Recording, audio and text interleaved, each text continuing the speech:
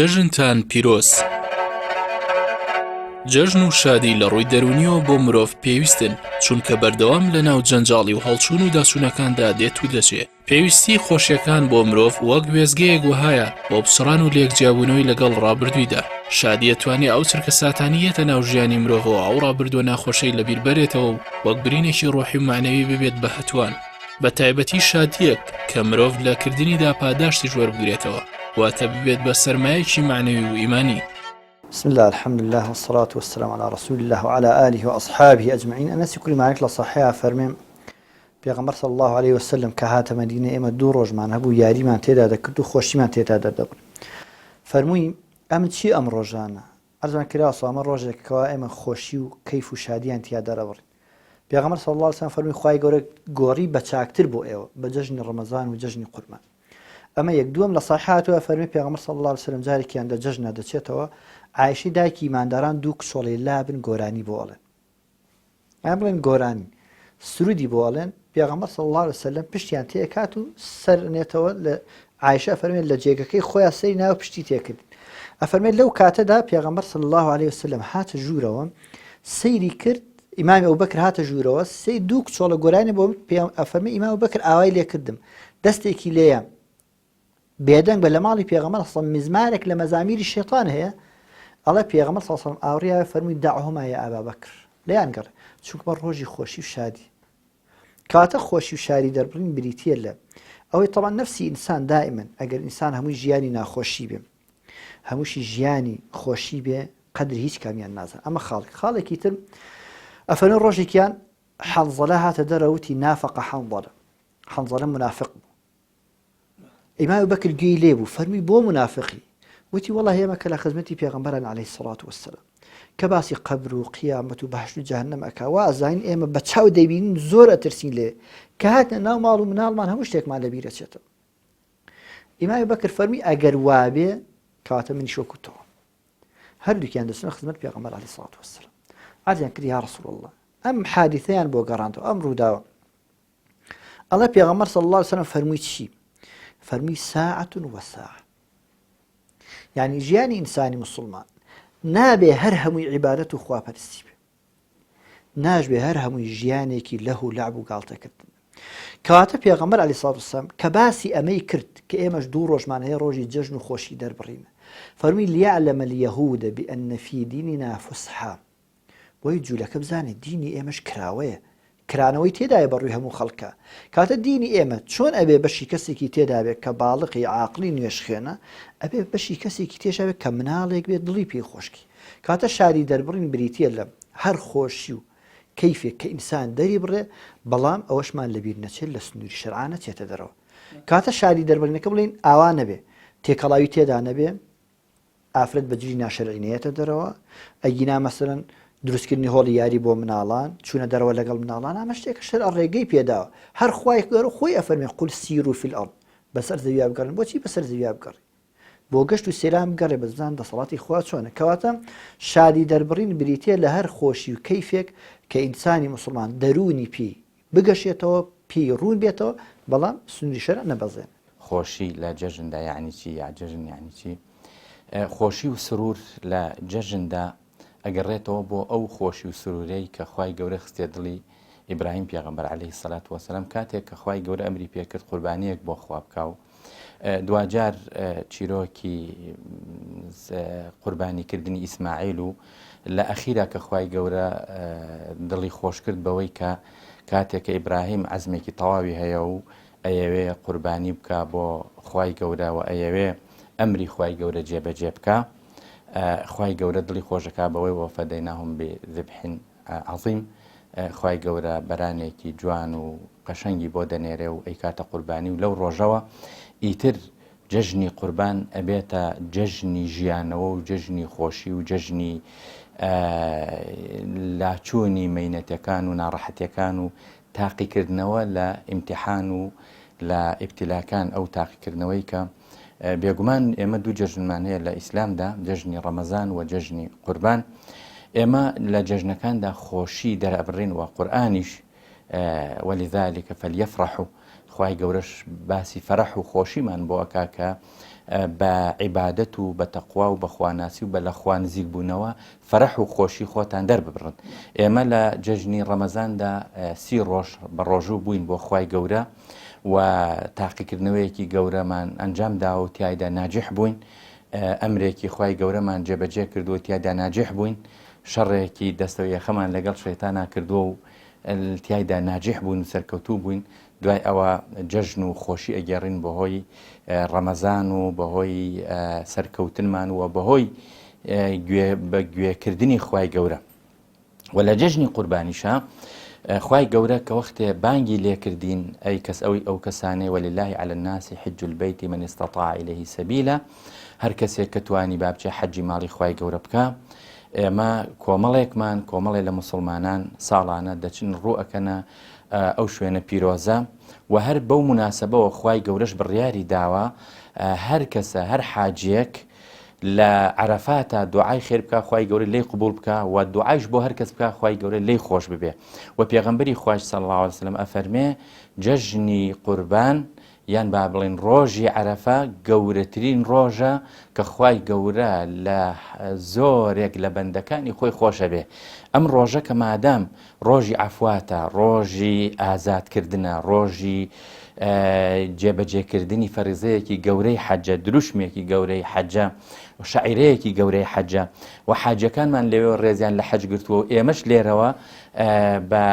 ڕۆژی عەرەفە و بە جەژن کە بەشداری لەو مەراسیمانە ئەکەین، ئەمەش بۆ خۆی فەرەح و خۆشیەکمان پێ هەبێ کە سەرکەوتوین لەم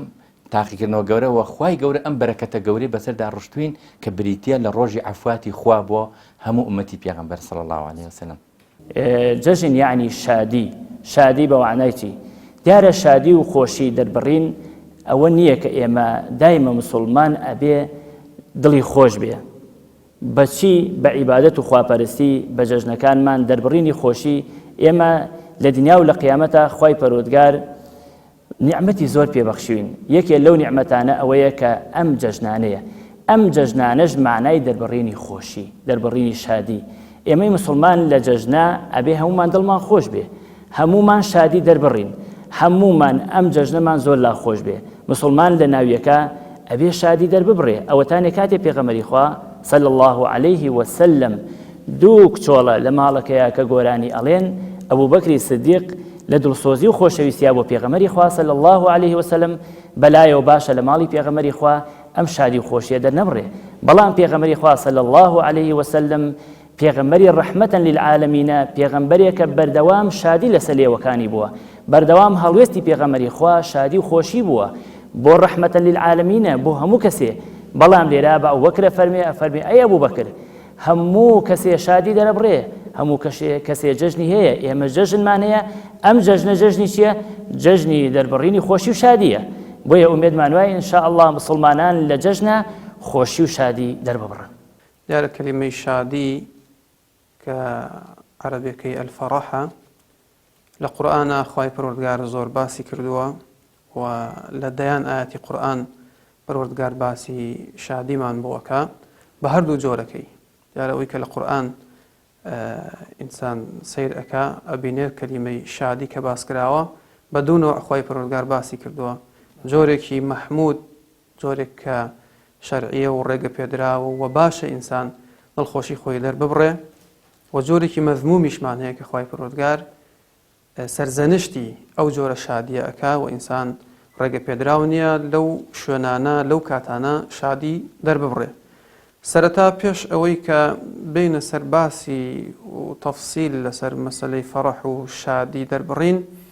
دەبێ هەموو لایەک ئەوە بزانین و الحەمدولله خەڵکی ئێمەش ئەوە بەیەقینەوە ئەوەی لایەکە ئەو کەسەی کە دڵخۆشکەرە و شادی بەخشە هەر خوایە و ئەو کەسەی کە ئارام بەخشە هەر خوایە و ئەو کەسەی کە ژیانەرە هەر خوایە، کە مرێنەرە هەر خوایە و ئەو کەسەش کە ناخۆشی دەدا بە ئینسانەکان هەر ئەڵڵایە. ئینەه هو ئەضحەکە و ئەبکە، خوا ئەو خوایەیە کە پێت ئەکەنێنێ و ئەدگرێنێ. و شادی و خۆشی یەکێکە لە صیفاتەکانی خوای پەروەردگار، چونکە پێغەمبەری خوا صلی الله عليه وسلم لە یەکێک لە فەرمودەکانە فەرمووی لله أفرح بتوبة عبده خی پەروەردگار زۆر دڵخۆشترە زۆر کامەرانترە زۆر شادومانترە لە کەسێک بە گەڕانەوەی بەندەکەی بە تەوبەی بەندەکەی لە کەسێک کە لە بیابانێکایە و لە شوێنێکی چۆڵایە کۆمەڵێک زەخیرە و ئاو و خۆراکی پێ و لە پڕ خۆراکەکەی لا نامێنێ وشترەکەی ونە بێ لە پڕ کە ئەخەوێت و دوای ئەوە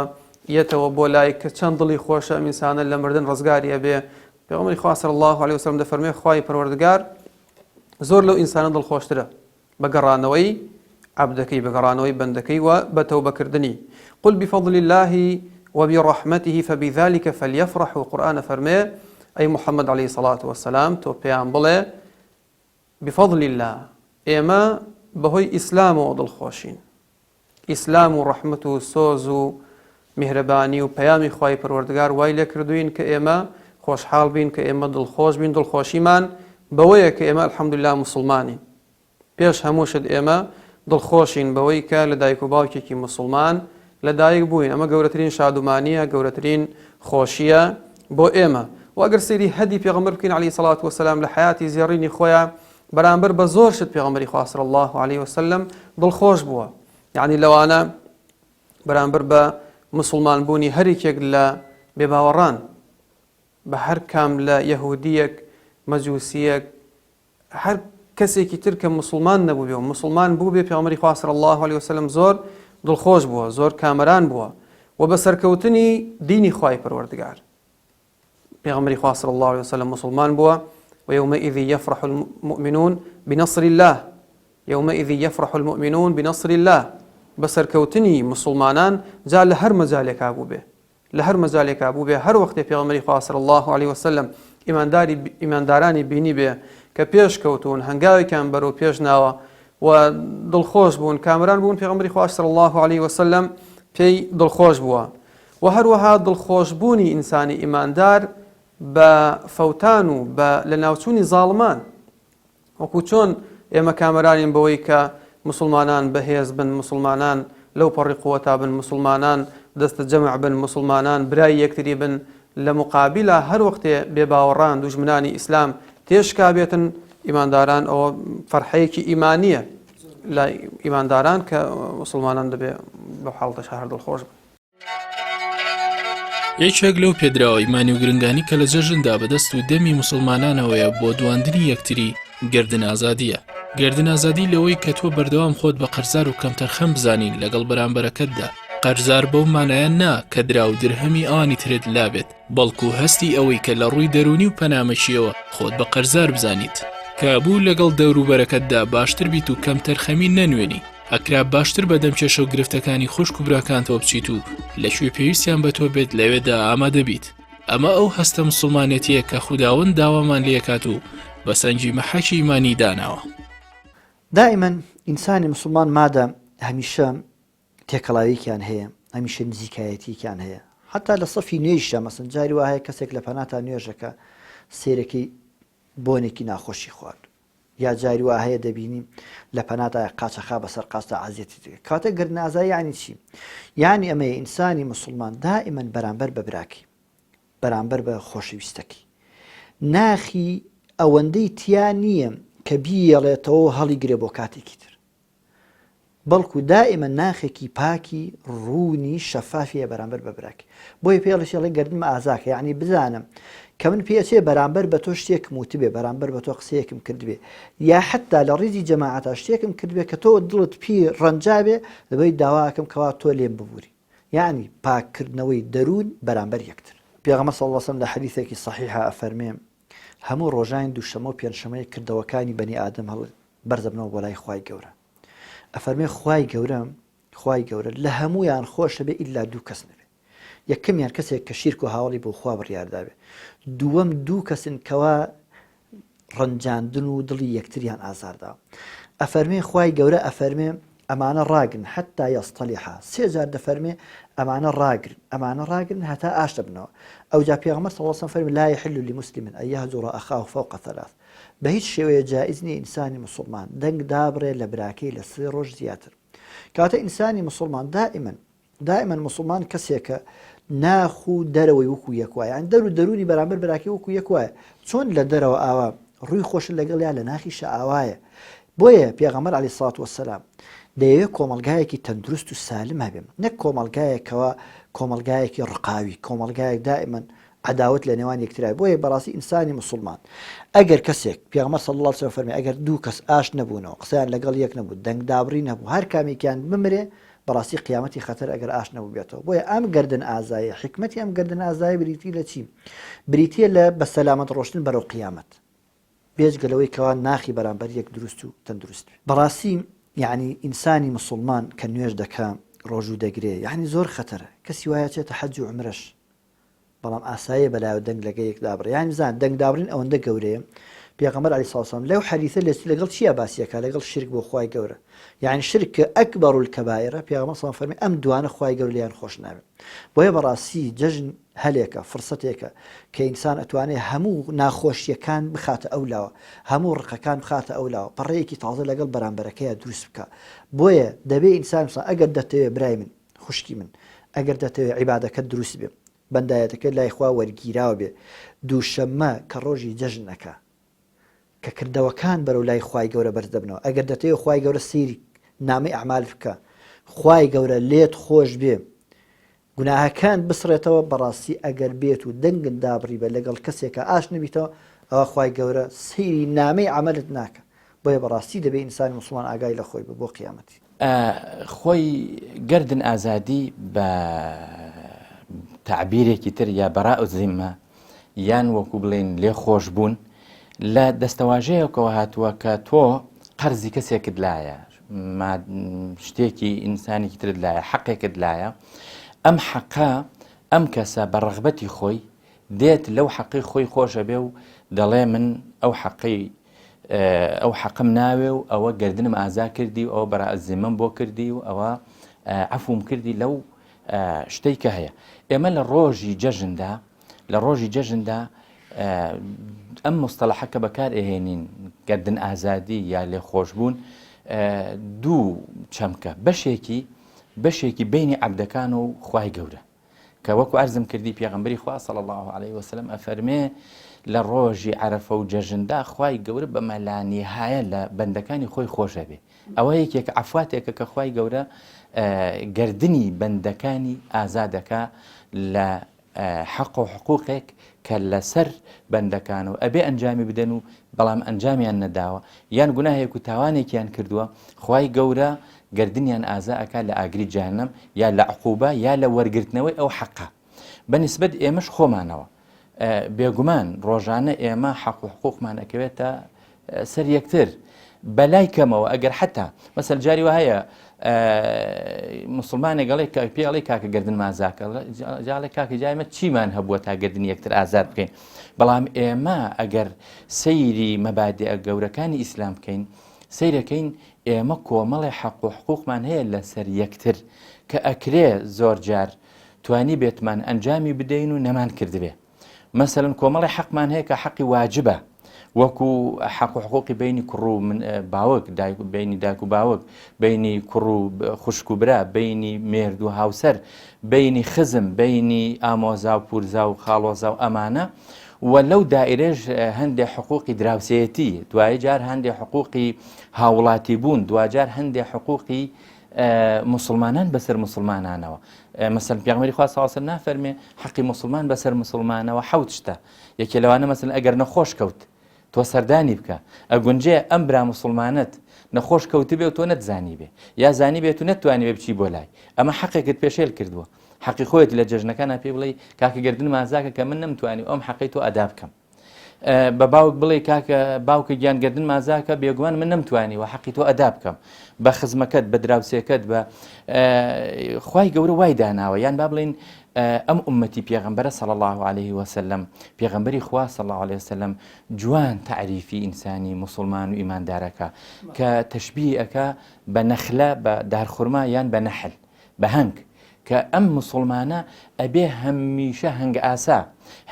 هەنگ ئاسا لە ناو کۆمەڵگەدا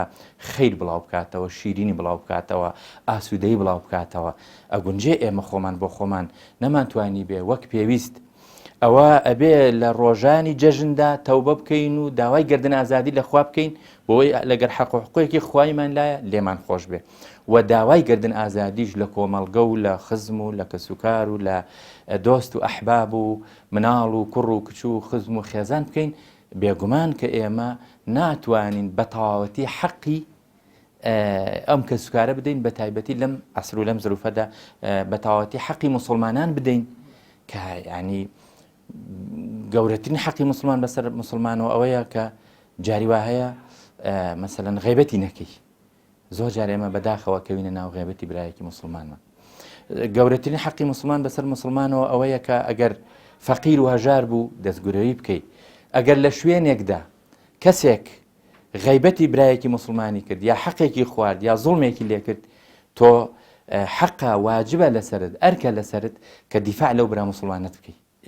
لێرەوە حەزەکەم ئیشارەت بۆ حەدیثێکی پێغەمبەر بکەم صلی الله علیه وسلم کە حەدیثێکە حەدیثێکی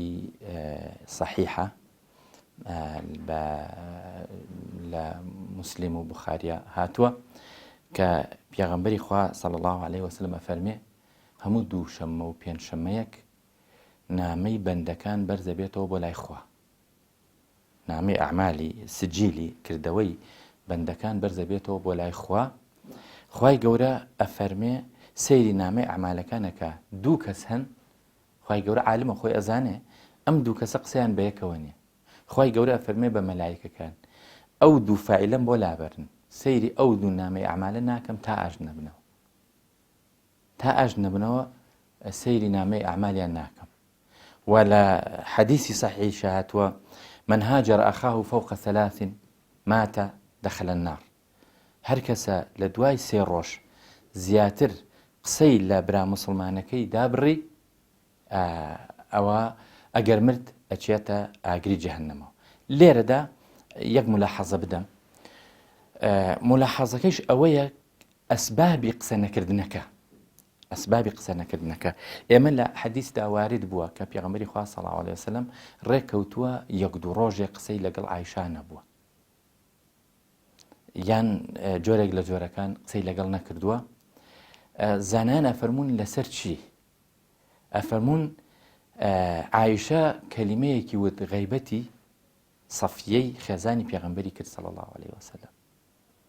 لەبەرەوەی کە عایشە فەرمووی بە سەفیە ئاوا ئیشارەی کرد وتی ئەو باڵا کورتە پێغەمبەری خوا صلی الله عليه وسلم فەرمی عایشە چی دوت کەلیمەیەکە دوت ئەگەر تێکەڵی بکەی بە ئاوەکانی بەحرەکانی دەریا لێڵ و ئەکا و تاڵی ئەکا جا بۆ ماوەیەک پێغەمبەری خوا صلی الله عليه وسلم قسەی لێ دابڕی بۆ تەئدیب تا عایشە هاتو فەرمی ئەی پێغەمبەری خوا داوای گردن ئازادی ئەکەم داوای لێبوردن ئەکەم نەمزانی ئەوەندە گوناهەکە گەورەیە و ئەوانە جا ئەگەر مەسەلەن بزانین کەسێک تاوانێکەکە کوڕێکە مەسەلەن من کوڕەکەی من تاوانێکەکە ئەزانم بە ڕۆژێک بە 2 ڕۆژ بە 2 سەعات بە 3 سەعات قسە لەگەڵ نەکردنی ئەبێتە تەربیەت و ئەخلاق بۆی دوایی ناچێتەوە سەر ئەو گوناهە و ئەو کردەوە خراپە تەرکەکە ئەوە لەو کاتە جائزە بەڵام نابێ لە 3 ڕۆژ زیاتر بێ و نابێ ئەم قسە لێدابڕانە ببێتە ئەسبابی حقد و کین و بغس لەبەر ئەوە ئەو بەڕێزانە یعنی لێرەوە ئەمەوێ ئەو پەیامە بە بینەرانی بەڕێز و بیسەرانی بەڕێز بدەم کە بەڕاستی جەژنی ڕەمەزان جەژنەکان و بە تایبەتی جەژنی قوربان عەفو بە تایبەتی جەژنی قوربان کە جەژنی لێبوردنە خوای گەورە ڕەب العالەمین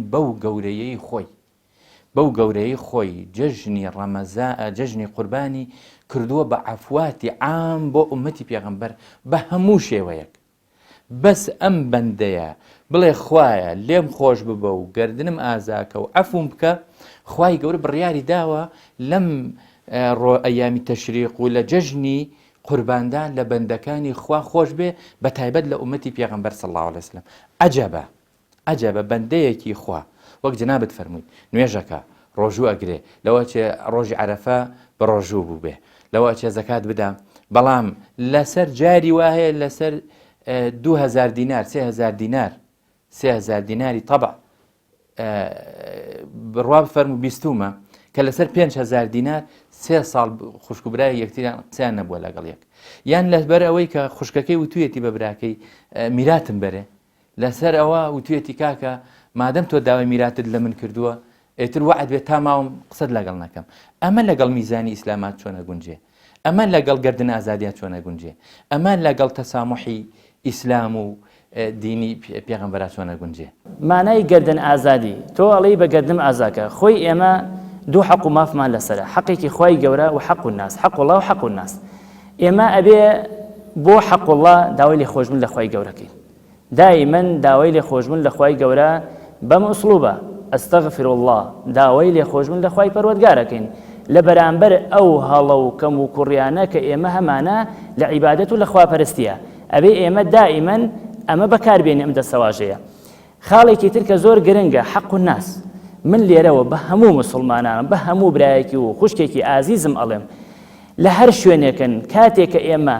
لە ڕۆژێکی وەکو با بڵێن عەرەفەیە کە یەک ڕۆژێ پێش جەژنی قوربان پێغەمبەری خوا صلی الله علیه و سلم فەرمێت تۆ بە ڕۆژووبی لەم ڕۆژەیە گوناهی ساڵێک ئەڕوا. بەڕاستی جێگەی خۆیەتی ئێمە لە جەژنی قوربانە ئێمە ئەو ڕۆژەمانەیە یەکتر گردن ئازادکەین لەبەرەوەی تۆ ئەجر و پاداشتێ خەرمانێ خوای پەروەردگار پاداشتی وەنووسوی گوناهەکانە لەسەر لە گوناهی یەک ساڵەدا چووە دەیبای ئێمە جێگەی خۆیەتی بەڕاستی گردنی یەکتری ئازاد بکەین چونکە ئەم دینە دینی وەلیعفو وەلیەصفەحو عەفو چاوپۆشیە بەڕاستی زۆر گەورە و گرنگە. ئەمە لە چی کاتێک ئەم ئاەتە بۆ ئەبوبەکری سیدیق دابەزیوە لە کاتێکە مسلمانێک هەندێ هەڵوێست ئەنوێنێ هەڵوێستەکانی جێگەی ئەوە نییە کەوە ئەو قسانە بکە بەڵام ئەبوبەکری سیدیقە فەرمێ لە ماڵی منە نەنانە خۆی نەئاوە خۆی نەجێگەتە بێتەوە بەڵام خوای پەروەردگارە فەرمێ ئەی ئەبوبەکر وەلیعفو وەلیەصفەحو ئەلا تحیبونە یەغفر الله لەکم عەفو چاوپۆشی ئەلا تحیبونە ئایا ناتەوێت خوا لێت خۆش بێ. بەڕاستی ئالێرەوە ئێمە ئیماندارە بێت تێبگەین ئەگەر ئێمە عەفو چاوپۆشی دەربڕین بەرابەر برا و خوشکی ئیماندارمان ئەلا تحیبەنە وەڵڵا بین بە خۆشەویستی خوا. ئومێدمان وایە ئینشاءڵڵا ئێمە هەموو کاتێ عەفو چاوپۆشی لە بەرامبەر یەکتریا دەربڕین بەڕاستی لەم شەو ڕۆژانەی جەژنە کە شەو ڕۆژانێکی زۆر زۆر گەورن خوای پەروەردگار ذلك ومن يعظم شعائر الله فإنها من تقوى القلوب. ئەمە شاعیری خوایە ئەمە تەقوى القلوبە ئەمە ترسانی دڵ دروستەکە لە خوا ئەها لە ناخی دڵتەوە تەقوا ترسان لە خوا دروستەکە. ئومێدمان وایە ئەو ترسان لە خوایە وامان لێکە کە ئێمە گردنی یەکتری ئازاد بکەین لە بەرامبەر هەموو هەڵە و تاوانەکانمانەوە بۆ ئەوەی گوناهەکانمان نەبینەوە بۆ قیامەت. ئومێدمان وایە ئینشاءڵڵا خوای گەورەش لێمان خۆشە بێت. ئەها پێغەمبەری خوا صلی الله علیه وسلم فەرموودا کە ئەفەرمێت دروست نییە ئیماندار 3 ڕۆژ زیاتر دەی برای بەڕێزم دەی خوشکی بەڕێزم ئەگەر تۆ ساڵێ دەنگدا بڕی ئەی بەڕاستی ئەمە کارەساتە ئەمە دوورکەوتنەوەیە لە سونەت ئەمە دوورکەوتنەوەیە لە شەرع و لە فەرمانی خوا و پێغەمبەری خوا. بەڕاستی جێگەی خۆیەتی ئێمەی ئیماندار زوو بە خۆمان هەرچینەوە زوو پەلە بکەین زوو تەوبە بکەین زوو گەرنی یەکتری ئازاد بکەین. پێغەمبەر صلی الله علیه و سلم 3 شەو و 3 ڕۆژی داناوە 3 شەو و 3 ڕۆژ تۆ نابێ دەنگ لە یەکتری دابڕی بۆیە جێگەی خۆیەتی بەڕاستی یا هیوا هەیە خوا پەنامان بە داڵێ ئەوەیە تکەوێتە بەرجۆمان ئەڵێ دەنگ لە دایک و باوک کە پێغەمبەری خوا صلی الله علیه و سلم فەرمێ ئەلا ئونەبیئوکم بئەکبەری کەبائیر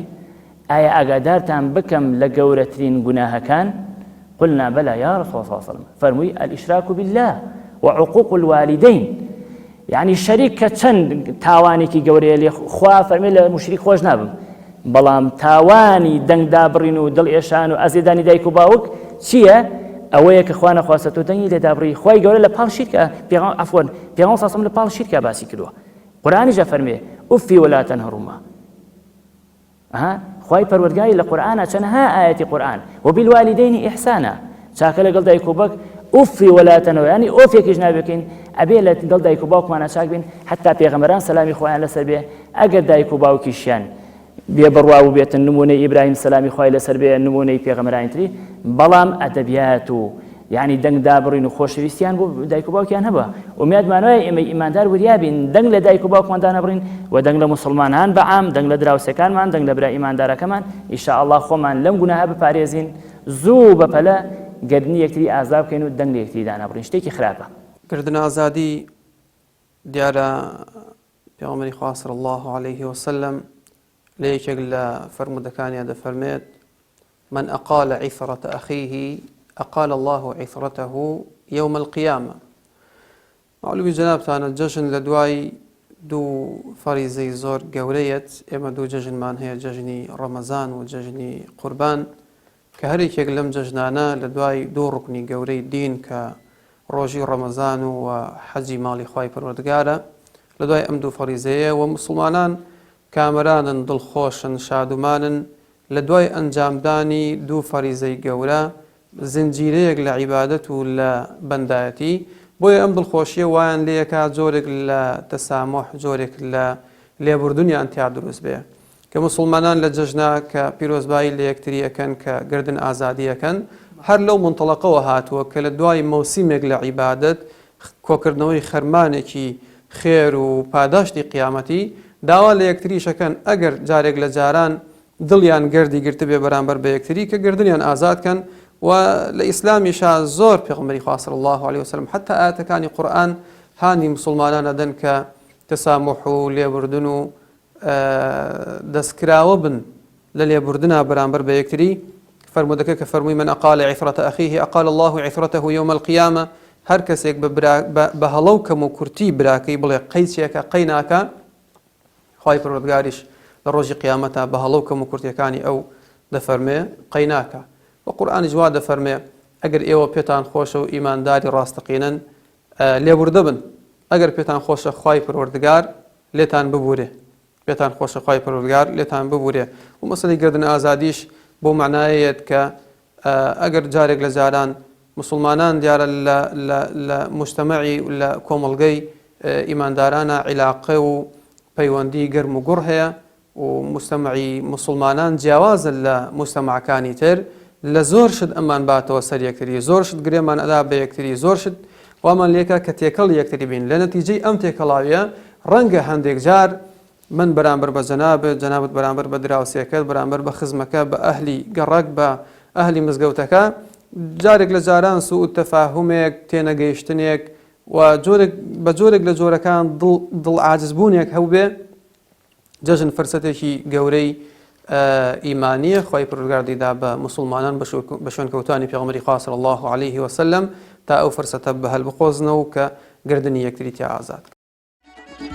یەکێکی دیکە لە پێدراوە دینیەکان کە لە ڕۆژانی جەژندا بەکاریهێنین بریتیە لە خوددا قبوڵی بکات. ئێمە زانین کە هەرێکە لە جەژنەکانی قوربان و ڕەمەزان دوای دوو عیبادەتی گەورە و گرنگ دێن ئەویش ڕۆژی مانگی ڕەمەزان و قوربانی کردنە. ئەم دوو عیبادەتە ئەگەر لای خوای گەورە وەرگیراو بن ئەتوانن کەفارەتی زۆرترین ئەو تاوانانی ڕابردووی مرۆڤی مسلمان بن کە ئەنجامی داوە. هەروە ئەگەر دەستەواژەی خوددا قبوڵی بکات تەنانەت بۆ خودی جەژن و ئەو هەڵس و کەوتانەش بێت کە لەو ڕۆژەدا ئەنجامەدرێت دروستە چونکە ئێمە جەژن و هەڵس و کەوتەکانی ناو جەژنیش وەکو عیبادەت تەماشاکەین چاوەڕێشین خوای گەورە پاداشتمان لەسەری بداتەوە.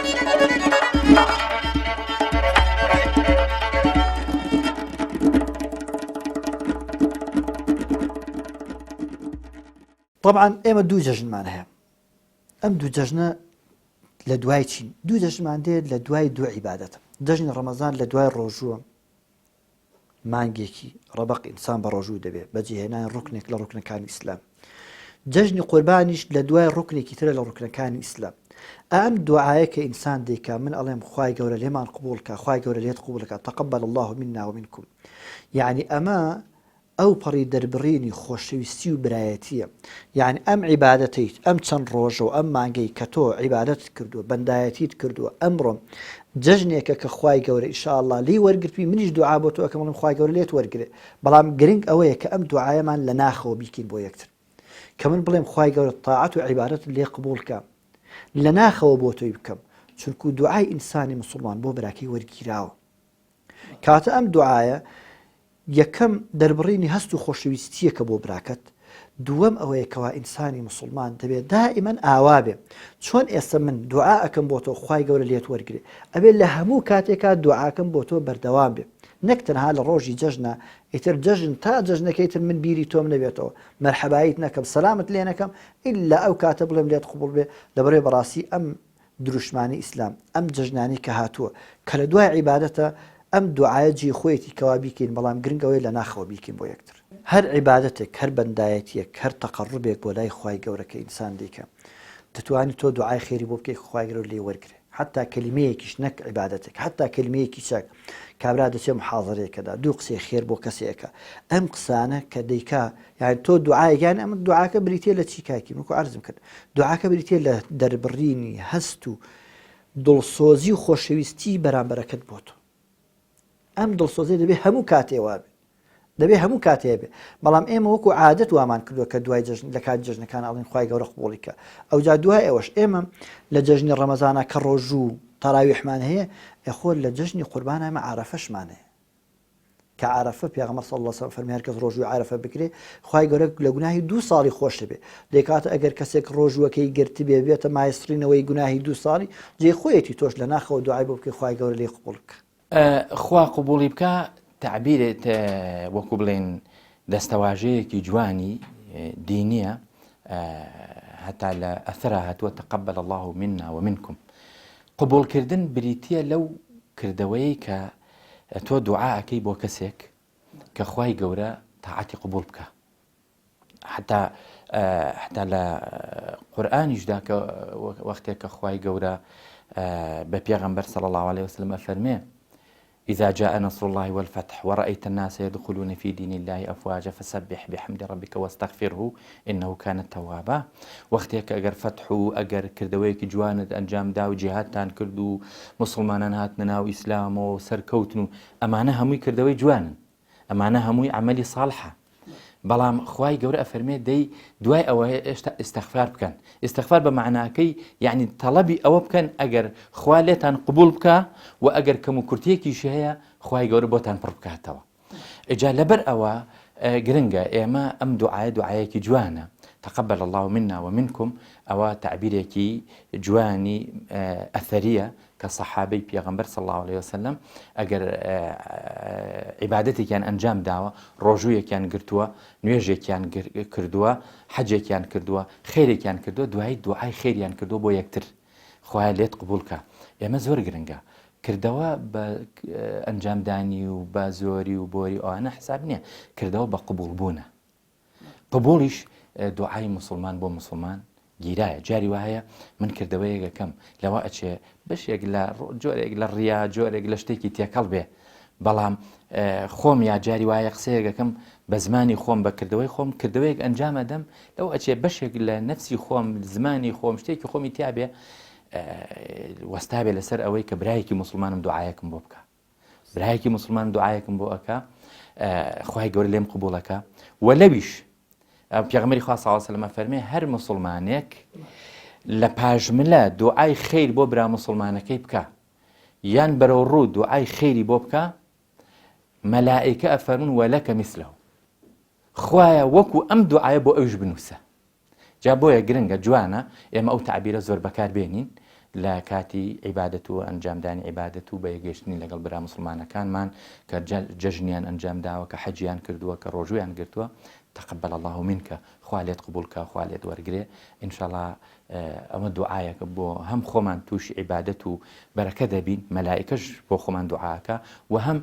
إن شاء الله أبيت أسبابي قبول بوني عبادتي برا مسلمانة كمان إما لججني قربانا بيغمري خاص أصلا في يشتكي زور عظيمانك أخبويا براني برزم خوشكاني برزم إما حتى لف سنتي بيغمري خاص أصلا تيبقين براسي كمان زول سنتي پیغمبر خاص چکو پیغمبر صلی الله علیه و دوای خون قرآن و سنتم بوجهشتن ابي ايما بزانين لا ججني قربانات شبكين پیغمبر خاص اصلا فرمي تقبل الله منا ومنكم خوال من شو لي وشي قبولك چی مان لي قبولك خوای گەورە نوێژەکان مان لي قبولك خوا ڕۆژوو مان لي قبولك خوای گەورە گردن ئازایی مان لي قبولك کە لە یەکتری ئەکەین ئەو چاکە و ئەو بەخشینانەی کە ئێمە زۆر جار ئەبینین لە کەناڵەکانەوە ئەم هەموو مسلمانە ئەچێت لە کەناڵێکی وەکو پەیامە لە کەناڵەکانی ترا بەڕاستی توانین بڵێن سپێدە و پەیام بەڕاستی سمبولی بەخشینن. ئەم دوو کەناڵە خی گەورە مۆفەقتان کە هەردوولاتان کە کەناڵێکی ئیسلامین توانیوتانە لە ڕوانگەی ئیسلامەوە خزمەتێکی زۆر گەورە بە مسلمانان بکەن. ئەو مسلمانان یان گیرفانی خۆیان تەسلیمی ئێوەکەن، ئێوەش بە ئەمانەتەوە ئەیگەێنن بۆ فەقیر و هەژارە. خی گەورە ئەوەتان لێ قوبوڵ بکە، خی گەورە جەژنەکەتان لێ قوبوڵ بکە، خی گەورە ئەو الله ئەکبەر الله ئەکبەرانەی کە لە جەژنا ئیکەن. خی گەورە تۆ بەڕێزەکەم ئێمە کە ئەڵێن جەژنی قوربان چی خی گەورە لێمان قوبوڵ بکە. ئەو هەموو چاکەی کە ئەیکەی، گردنی براکە و ئازادەکەی، گردنی خوشکەکە و ئازاەکەی، چاکە لەگەڵ دایک و باوکتاکەی، چاکە لەگەڵ دراوسێتاکەی، ئەبەخشی، نوێژەکانتانەکەی، نوێژەکانتان ئەەکەی، نوێژەکانمانەکەین، یین لە ناو مزگەوتە نوێژی جەژنەکەین، شەو نوێژەکەین، قورئانە خوێنین. ئەوانەی کە قوربانی ئەکەن کە قوربانی بەڕاستی ئەمە زوندوکردنەوەی سنەتی گەورەی پێغەمبەران ئەبول ئەنبیا ئیبراهیم پێغەمبەرە سەلامی خوای لەسەر بێ معنای خۆبەخشینە، معنای تەضحیەدانە، معنای قوربانیدانە لە ناخەوە.